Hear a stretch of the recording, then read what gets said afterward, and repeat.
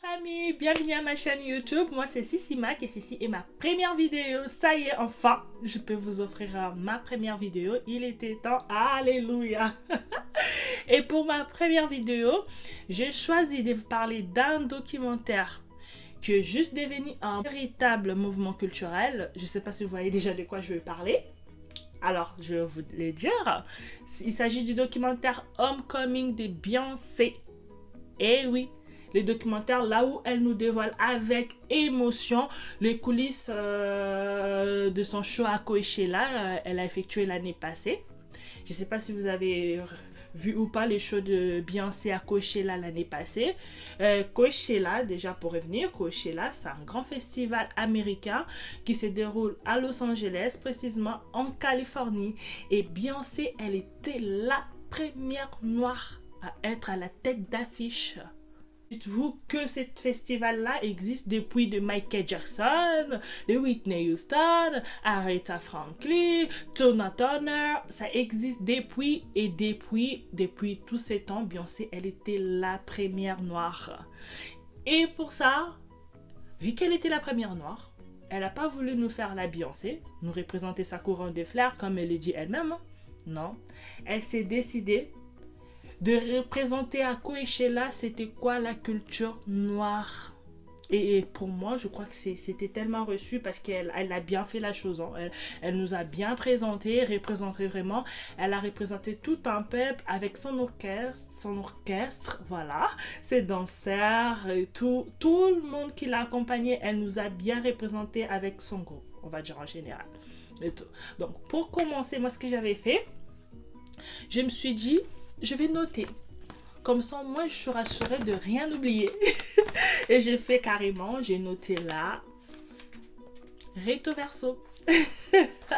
Donc, ça y est, c'est parti. Donc, là, elle a commencé au tout début, voilà, il y a eu, si vous regardez au tout début, on va voir les shows au moins pendant 15 minutes. Là, on nous représente les shows et tout, comment ça s'est déroulé.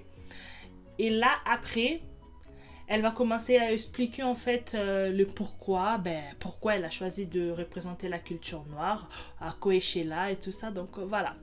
Et là, elle commence à répondre à une question qu'on l'avait demandée. Et là, elle dit, je crois que votre question, c'est pourquoi je suis si déterminée à leur transmettre la culture black. La notion de black power. Pourquoi je les pousse à s'identifier à la culture noire américaine. Je crois que c'est ça votre question.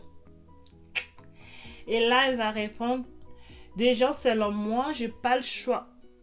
Ouais, elle a raison, elle est noire, donc elle n'a pas le choix. Elle a pas le choix, elle assume que c'est une femme noire et tout comme moi, j'assume, je suis noire et fière de l'être. J'aime mon gros nez, j'aime mes lèvres, j'aime tout chez moi, les seins, non. J'ai pas de fesses. Non. Là, c'est abusé. Mais j'aime tout de moi. J'aime la femme noire que je suis. Donc, voilà. Et tout. Et là, après avoir répondu que selon elle, elle n'avait pas le choix, elle vient. Selon moi, nous sommes les plus beaux êtres vivants du monde, nous, les noirs. Pas tort. Moi, je discrimine personne. Hein. Pour moi, tout le monde, on est beau. Mais après, je suis, en tant que noire, des fois, oui, je pense que les occidentaux, les asiatiques, je sais pas, ils font aussi la même chose, ils se disent la même chose. Donc, pour moi, en tant que noire, on est les plus beaux êtres vivants du monde, voilà, c'est tout. C'est dit, au moins. Après, là, elle va parler maintenant de sa responsabilité, de pourquoi elle s'est décidée vraiment de transmettre la culture noire et tout, nanana et tout. Là, elle va parler de sa responsabilité. Elle dit, ma responsabilité, c'est de le rendre à ce curieux ou le persuader de gré ou de forcer d'être davantage conscients d'eux-mêmes, de leurs origines, de ce qu'ils aiment, de ce qui est déjà là au fond d'eux. Et d'exprimer tout ça, c'est ce qui me pousse à les pousser et je le ferai par tous les moyens nécessaires. Donc la meuf, elle est vraiment déterminée, elle est grave déterminée vraiment à faire aimer à ses jeunes, à les faire connaître déjà leurs origines, de s'aimer d'eux-mêmes davantage et tout, d'être conscient d'eux-mêmes aussi. Et voilà, de l'air pousser, et elle le fera elle-même, elle a dit, par tous les moyens nécessaires à ces jeunes-là.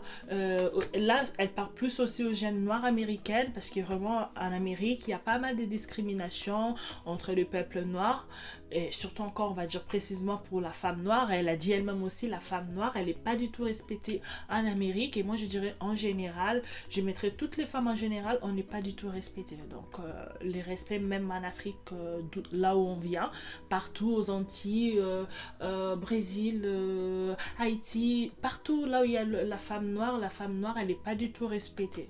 Donc voilà. Et là, donc elle les dit, elle ferait de tout, vraiment de toute son possible, voilà, à faire connaître à ces jeunes leurs origines et tout ça, de ce qu'ils aiment, de ce qui est déjà là au fond d'eux. Donc voilà. Et là, elle va parler maintenant de ce qu'elle elle a toujours rêvé de faire comme études et tout, donc quel endroit elle aurait aimé faire ses études. J'ai toujours rêvé d'étudier dans une université traditionnellement noire. Mon université, là, elle parle de son université à elle. Mon université, c'était les Destiny Child. Les Destiny Child, c'est le groupe où Beyoncé elle a commencé sa carrière solo avec ses deux copines, ainsi sa cousine Kelly Rowland. Après, ils se sont séparés, il restait sa cousine Kelly Rowland. Ils ont recruté deux autres filles. D'où il y a Michelle Williams. Mais Michelle Williams, elle était la seule, parmi les deux filles, elle était la seule à y rester. Donc l'autre, elle était partie. Et là aussi, elle dit, mon université, c'était mes voyages, ces différents voyages avec différentes cultures qu'elle a eu à raconter, voilà, tout au long de ses voyages et tout. Et elle dit encore, et la vie était mon professeur. Là, sur ça, pas tort. Notre vie est notre propre professeur, pour ça, elle n'a pas du tout tort. La vie nous enseigne plein de choses, donc si toi, ta vie t'enseigne rien, alors, je sais pas, cocotte, faut prier, prier, prier, essaye de revoir qu'est-ce qui ne va pas dans ta vie, voilà, point. C'est la seule chose que je peux dire, voilà. Et là, maintenant, elle va parler de ce qu'elle, elle voulait, en fait, à travers son show, que tous les gens qui l'accompagnaient, ses danseurs, ses chanteurs et tout, l'orchestre en général, c'est qu'elle, elle voulait leur transmettre tout pendant ses shows. Elle a dit, elle voulait chacune des personnes qui se sont senties discriminées suite à leurs différences, de tout déchirer sur scène. Donc, de se donner, donnez-vous à fond. Et je crois qu'ils étaient aussi à fond. Je les ai vus, les danseurs, déjà l'harmonie et tout. Quand les chanteurs, les danseurs, ils accompagnaient les chanteurs et tout, c'était magnifique. Vraiment, c'était magnifique. Et là, maintenant, elle va parler quand elle a décidé de faire Coachella. Déjà, pour rappeler, Beyoncé, elle devait faire Coachella en 2017, mais elle a dû annuler suite à une grossesse inattendue de ses jumeaux, Romy et Sierra. Et là, maintenant, elle va revenir pour nous dire quand elle a décidé de faire Coachella, au lieu de sortir ma couronne de fleurs, non. Elle a dit non. Et là, j'ai trouvé ça plus important d'apporter notre culture à Coachella. Il y a une période de 4 mois d'entraînement et de répétitions. Donc, elle a décidé d'apporter à Coachella la culture noire, ils n'ont jamais eu à Coachella, en fait, ce genre de choses. C'était vraiment la première fois. Une personne, elle vient, elle va nous faire découvrir c'est quoi les Noirs, c'est quoi le peuple noir, d'où on vient, nos origines et tout, etc. Donc là, et elle parle qu'ils ont eu 4 mois d'entraînement et des répétitions. Donc vraiment le show, on sent qu'il y a eu du travail là-dedans vraiment. Et ce travail-là, ça a demandé tout ce temps-là, le 4 mois de répétitions. Et là encore, elle dit, j'ai mis mes 22 ans de carrière dans ces spectacles de 2 heures. Ça a duré 2 heures. Et elle s'est produite 2 fois. Elle s'est produite 2 fois en Coachella et les 2 fois qu'elle s'est produite, les shows, c'était des shows de 2 heures. Et là, elle va réexpliquer encore avant qu'on commence les 4 mois de répète, avant qu'ils attament leurs 4 mois de répète, c'est qu'elle avait fait avec son directeur artistique, Derrick. Avant qu'on commence les 4 mois de répète, j'ai étudié mon histoire, j'ai étudié mon passé et j'ai mis chaque erreur et chacun des succès de mes 22 ans des carrières dans ces spectacles de 2 heures. Donc là, vraiment, elle a fait les mélanges de tout. Elle a étudié son histoire. Donc son histoire à elle, l'histoire de son peuple. Quand elle parle de son histoire, l'histoire de son peuple et tout ça. Et elle a étudié aussi son passé. Les passés sont passés à elle, à celle de ses ancêtres. Et j'ai mis chaque erreur et chacun des succès de mes 22 ans de carrière dans ces spectacles de 2 heures. Donc, elle sait, oui, je suis Queen Bee, mais elle a eu aussi des erreurs tout au long de sa carrière. Et aussi de rechutes. Là, je pense que niveau rechutes, on en connaît tellement différentes sont des Beyoncé. Sur ça, rien à dire. Donc, voilà. Et là, elle va maintenant parler pour atteindre son objectif, en fait. Quand elle parle de son objectif pour les shows, Beyoncé, elle venait d'accoucher, ce qui fait elle était en surpoids. Donc, elle devait perdre du poids pour pouvoir danser. C'était chaud pour elle. Je ne sais pas si vous ne l'avez pas encore regardé, je vous laisse le voir après avoir regardé ma vidéo, bien sûr. Regardez bien ma vidéo. Après, vous pouvez aller voir sur Netflix et tout. Vous tapez Homecoming et voilà. Tout de suite, vous avez le documentaire. Ça dure plus de 2 heures comme ça. Et tout. Et donc, son objectif à elle, elle devait perdre du poids pour être en forme, pour pouvoir rentrer à ses différentes tenues. Et là, elle va dire, pour atteindre mon objectif, j'ai m'interdit le pain, la part de son régime, les glucides, le sucre, les produits laitiers, la viande, les poissons, l'alcool et je faim. Oui, c'est vrai, c'est interdit tout ça. Je pense que pour tenir tout au long de la journée, il faut manger tous ces genres de choses et elle s'est interdit tout ça. Donc, elle savait ce qu'elle voulait. Son objectif, c'était de réussir ces shows-là. Elle voulait représenter une histoire. Elle devait représenter tout ce qu'elle faisait, elle aussi, pendant tout au long de sa carrière. On connaît bien les chorégraphes, Single Ladies, tout, Crazy in Love. Pour pouvoir danser tout ça, elle devait perdre du poids. Donc, elle s'est entraînée à fond. On a pu voir, c'était vraiment des entraînements intenses, hein. Comme elle-même aussi elle dit, elle a trop poussé que plus jamais elle va pousser autant. Elle a vraiment trop poussé parce que moi j'ai regardé le documentaire je sais plus combien de fois et on voit au début vraiment Beyoncé elle était en surpoids, mais on commence à voir au fur et à mesure et tout comment elle perdait du poids et comment au fur et à mesure aussi elle arrivait à faire des pas où elle avait du mal, limite même elle demandait à son chorégraphe d'enlever d'autres pas, mais ce chorégraphe lui faisait savoir de suite avec les travails on va y arriver, on va rien enlever, ça va rester comme ça, voilà. Et là maintenant, elle va parler de le travail, comment ça s'est déroulé, les respects qu'elle a eu pour le travail donné pour son show. Elle dit, je respecte les choses qui demandent du travail.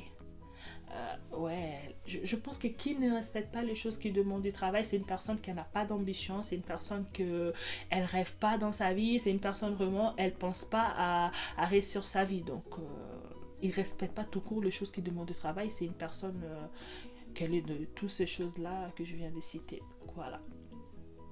Elle dit aussi, je respecte les choses qui sont battues à partir de rien.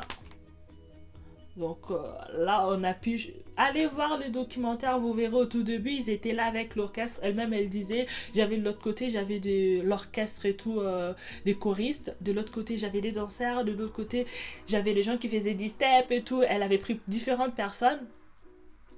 Et vraiment, on va dire, au tout début, c'était quelque chose qui était vraiment... Oui, on va dire que ça a été abattu à partir de rien. Donc, avec les travails, ils ont travaillé ensemble et tout ça. Et ils ont fait quelque chose de beau qu'ils nous ont offert l'année passée à Coachella. Et là encore, là maintenant, elle va expliquer ce qu'elle-même, elle a choisi. Qu'elle-même, elle a choisi pour son show. Elle dit, elle a personnellement choisi ses danseurs, chaque lumière, les matériaux des escaliers, la hauteur de la pyramide et sa forme, et chaque pièce des tissus avec quelle chanson finir. Donc, elle a tout choisi elle-même, les danseurs. chaque lumière, les matériaux des escaliers, la hauteur de la pyramide et sa forme. Et chaque pièce de tissu, je ne sais pas si vous avez regardé le show encore, je veux vraiment vous laisser aller voir après ma vidéo. Chaque tissu, ils ont eu différentes tenues pour les deux shows. Première tenue pour le premier show, ils étaient en jaune, raison pour laquelle je me suis décidée, je vais me mettre en jaune pour ma première vidéo. Voilà, ils étaient en jaune et pour leur deuxième show, ils étaient en rose. Après, elle a changé, il y a eu pas mal de tenues, mais le tenue, vraiment, l'orchestre, elle-même, elle s'habillait pareil avec l'orchestre. C'était le jaune et le rose. Voilà. Et avec quelle chanson finir? Donc là, elle-même, elle a tout choisi. Et la chanson pour finir son show, c'était Green Light. Et je pense que pour tous les shows de Beyoncé, dès que vous entendez cette chanson, dites-vous que c'est la fin. C'est la fin. Beyoncé, elle nous annonce la fin de son show. Voilà. Et là maintenant elle va parler aussi de sa famille et tout. On a pu voir sa famille tout au long de la répète. Elle nous a montré l'accouchement de ses jumeaux. Elle explique aussi qu'elle a eu une grossesse difficile, que le cœur de un de ses bébés s'est arrêté à plusieurs fois, raison pour laquelle elle a une césarienne d'urgence et tout.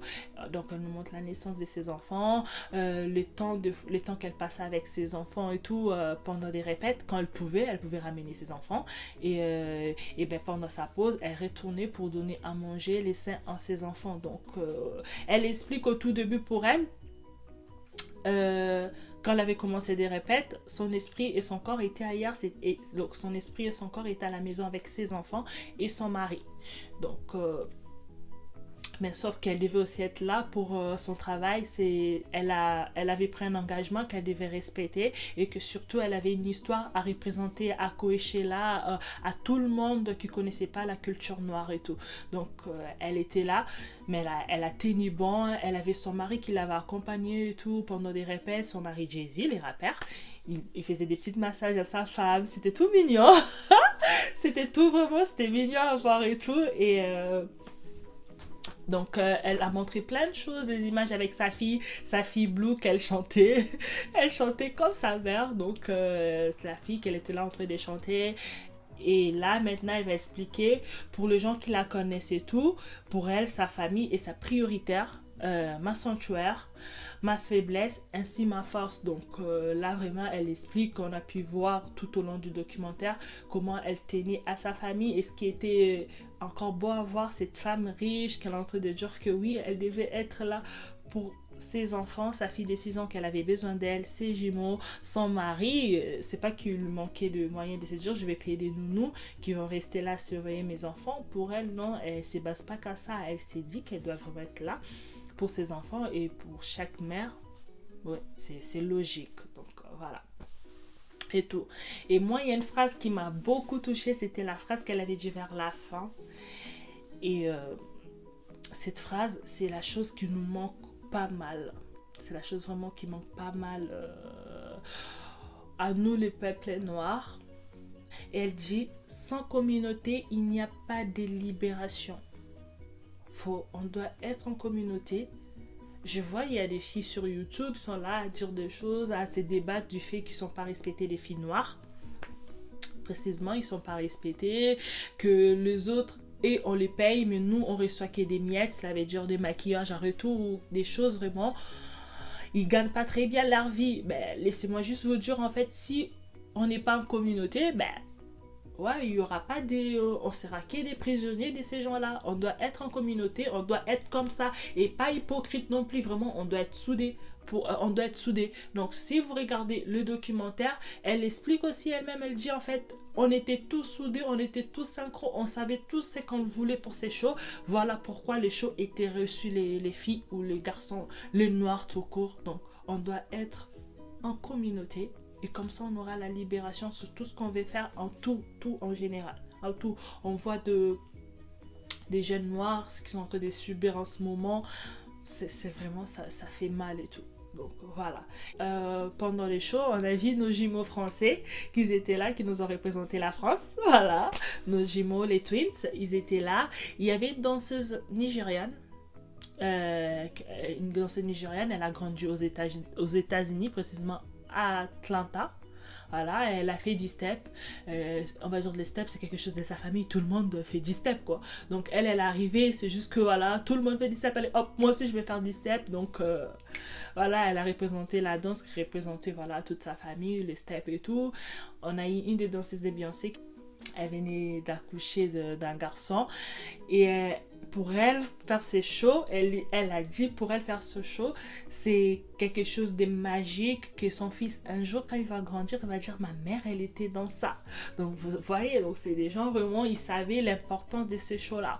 Et moi, pour moi, j'ai dit que bravo, bravo, bravo, bravo, bravo, Beyoncé. Vraiment, le show était reçu.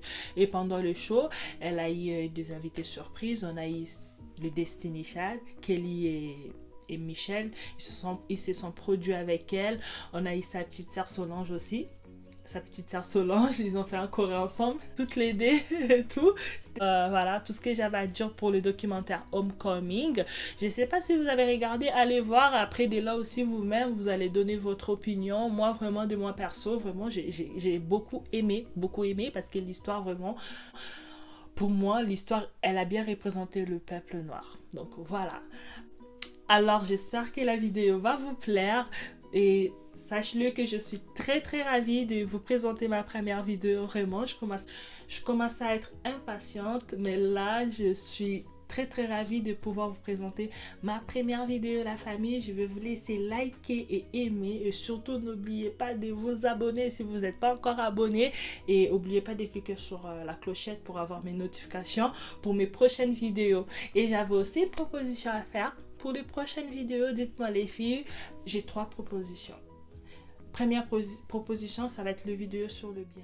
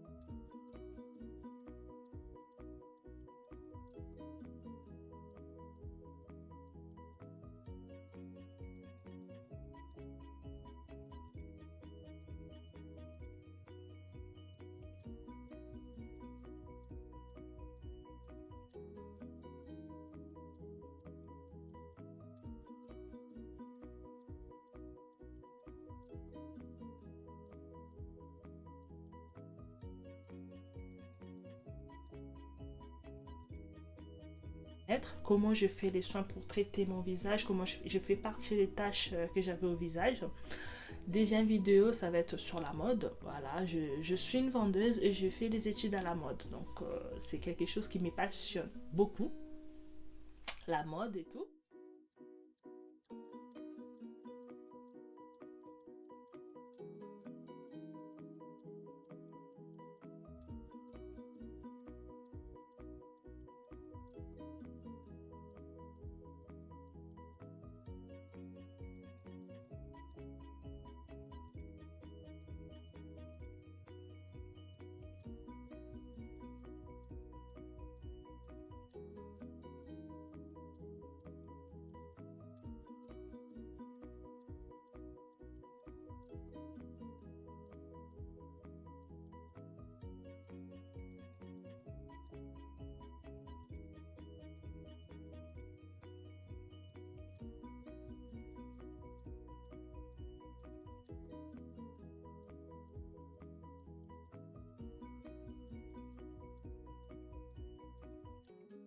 Make-up, vidéo make-up on va dire en entier, je vais montrer les make-up, je vais vous montrer aussi comment j'ai fait pour lisser mes cheveux et tout ça, parce qu'il y a pas mal de gens qui me demandent ça, on va dire en cours de route, ils n'arrêtent pas de me demander mais comment je fais pour avoir ma perruque là bien plaquée, limite tu penses que je mets du gel ou je le colle et tout, non, non, pas du tout, c'est une perruque que je travaille bien, je prends mon temps pour les lisser.